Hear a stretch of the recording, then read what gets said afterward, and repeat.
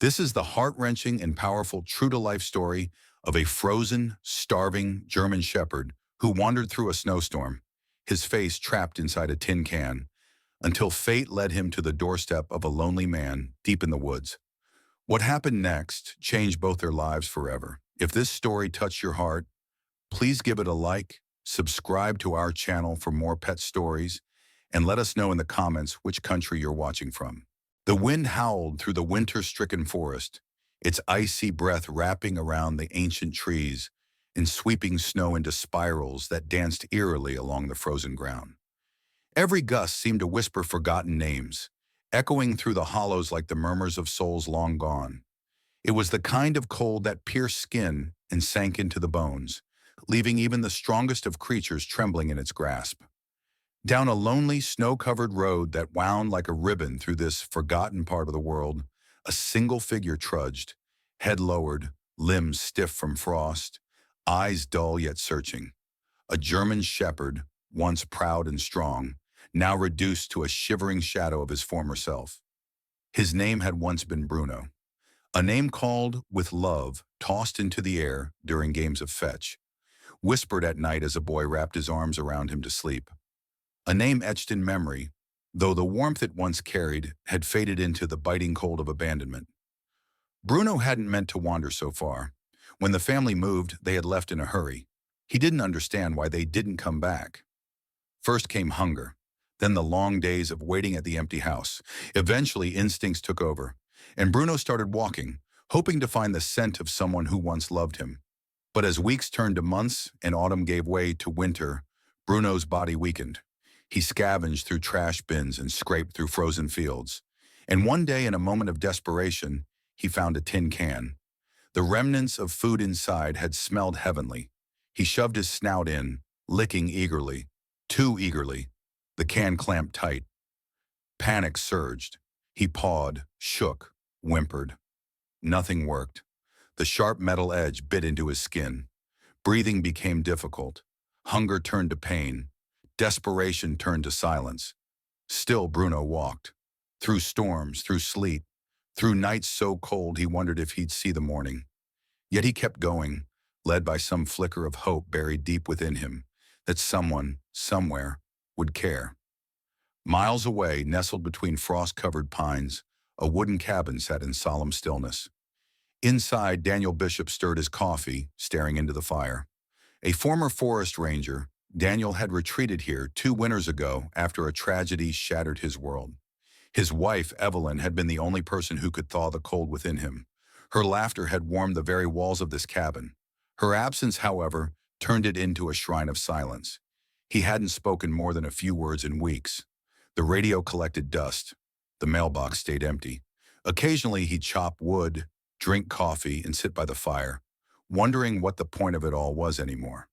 Then one morning, just as dawn broke and the snow fell in lazy flurries, Daniel heard something odd, a scratching sound, faint, hesitant.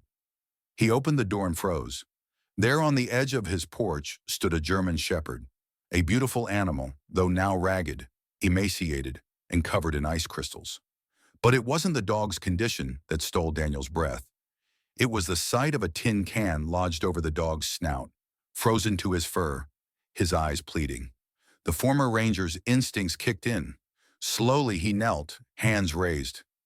"It's okay, boy," he said gently. "You're safe here." Bruno didn't growl, didn't run.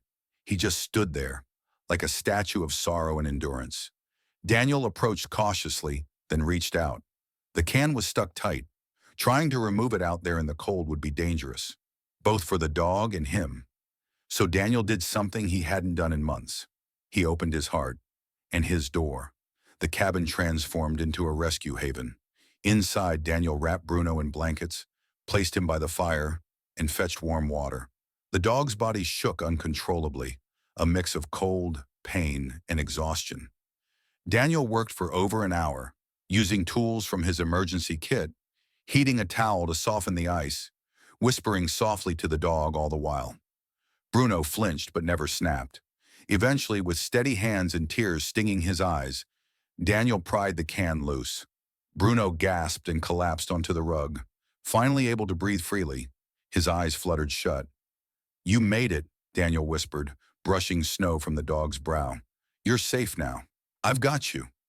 He spent the rest of the day nursing Bruno back to stability. Broth first, then soft food, water, gentle strokes. Bruno didn't eat much at first. Trauma, Daniel knew, had a way of clinging even after the danger was gone. Days passed, then weeks. The snow continued to fall, but inside the cabin, warmth returned. Bruno healed. The wounds around his snout faded. His ribs stopped showing, and slowly, cautiously, his tail began to wag.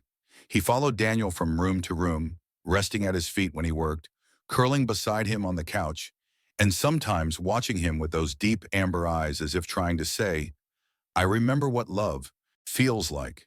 And in that silent companionship, Daniel healed too. He found himself talking aloud again, telling stories to the dog, laughing when Bruno barked at his reflection in the window, smiling when Bruno carried his boots to the door, ready for a walk. Word spread. A neighbor spotted the pair during a rare supply trip into town. "Is that Daniel Bishop smiling?" they asked in disbelief. Soon others began helping. Bags of dog food appeared by the cabin. Someone dropped off a brand new leash and a name tag that read, "Bruno the Brave." A child sent a crayon drawing of a heroic German shepherd with a cape and a big grin. Daniel framed it. Winter passed, then spring. The snow melted. The cabin bloomed with life. And Daniel, once buried in grief, found purpose again. He started volunteering with a local rescue, helped lost pets find their way home, helped people too, when he could. But every night he came home to Bruno, his savior as much as his companion. And every winter since, Daniel lights a lantern on his porch, a beacon for the cold, the forgotten, the wandering souls in fur or flesh who still believe that someone out there will open a door for them. Because he knows now, sometimes, when we least expect it, hope comes hobbling through the snow, wearing a tin can like a whisper from the universe. And sometimes the heart we rescue is the one that saves our own. And Bruno? He never strayed far from Daniel's side again. His past no longer defined him. The world had once been cruel, but now it was full of warmth. Soft beds, full bowls, kind hands. When he laid his head on Daniel's lap and looked into his eyes, there was trust there. A silent, unshakable bond. They didn't need words.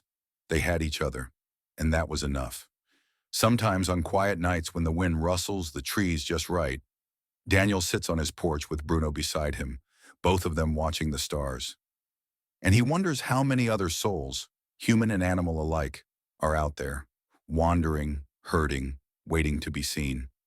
So he keeps the lantern lit, not just for them, but as a promise that kindness still lives in this world. And sometimes it takes the shape of a dog with a tin can past and a heart brave enough to believe in love again. And as seasons passed, people would stop by just to meet the legendary dog who once knocked on death's door and found life instead. Children would pet him gently, parents would smile, and Daniel would tell the story, not just of survival, but of redemption. Because Bruno wasn't just a dog with a past. He was proof that even the most broken hearts could find their way home, and that sometimes the smallest act of compassion can change two lives forever.